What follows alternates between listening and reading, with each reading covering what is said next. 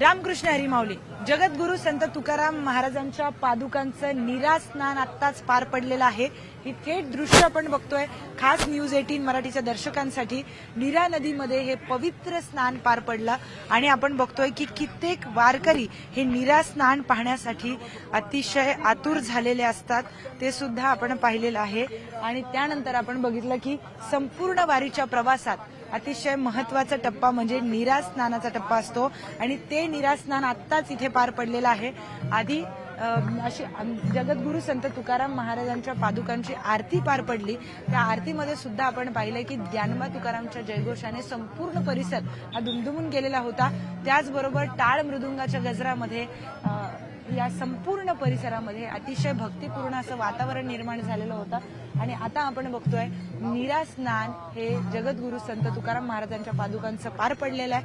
अतिशय सुंदर फुलांची अशी उधळण करण्यात आली आणि आपण बघतोय की मोठ्या प्रमाणामध्ये इथे ज्ञानोबा तुकारामांचा जयघोष सुद्धा करण्यात आला आणि पोलीस आणि त्याचबरोबर एनडीआरएफचं जे पथक आहे त्या सगळ्या पथकांकडून फुलांची सुंदर अशी उधळण करण्यात आली आणि त्यानंतर संपूर्ण नीरा स्नान पार पडलेलं आहे. आता नीरा स्नान पार पडल्यानंतर पुणे जिल्ह्यातून जगद्गुरु संत तुकाराम महाराजांची पालखी ही सोलापूर जिल्ह्यामध्ये प्रवेश करणार आहे.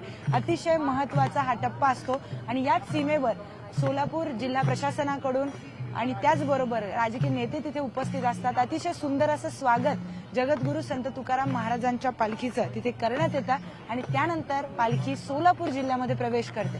सोलापूर जिल्ह्यामध्ये प्रवेश पालखीचा होतो तेव्हाच आपल्याला पंढरपुराच्या विठुरायाची आस लागलेली असते की कधी एकदा पंढरपुराला जातोय आणि विठुरायाचं दर्शन घेतोय.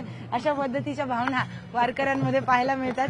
बाबा माझं लाईव्ह ऐकतात. बाबा काय काय सांगाल? आनंद आहे.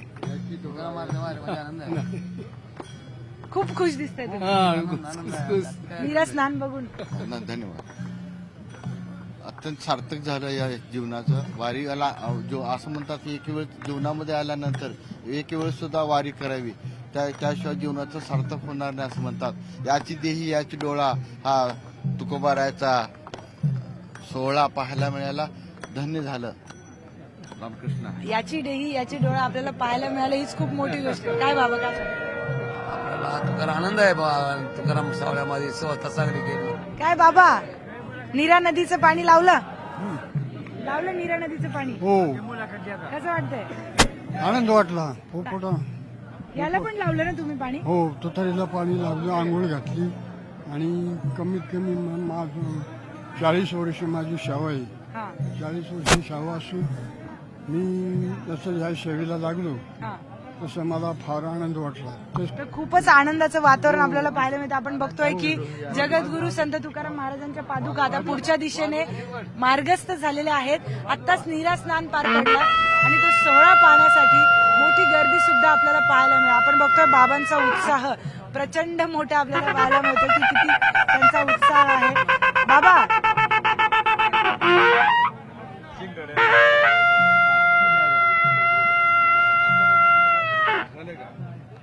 तर अशा पद्धतीने सुंदर असं नीरा स्नान इथे पार पडलेलं आहे. महत्वपूर्ण एक टप्पा पूर्ण झाला. आता पुढच्या दिशेने आपण मार्गस्थ होणार आहोत आणि सोलापूर जिल्ह्यामध्ये पालखी प्रवेश करेल. व्हिडिओ जर्नलिस्ट हर्षद गोरकासह मी प्रियांका लाठी, न्यूज 18 मराठी, नीरा नदी.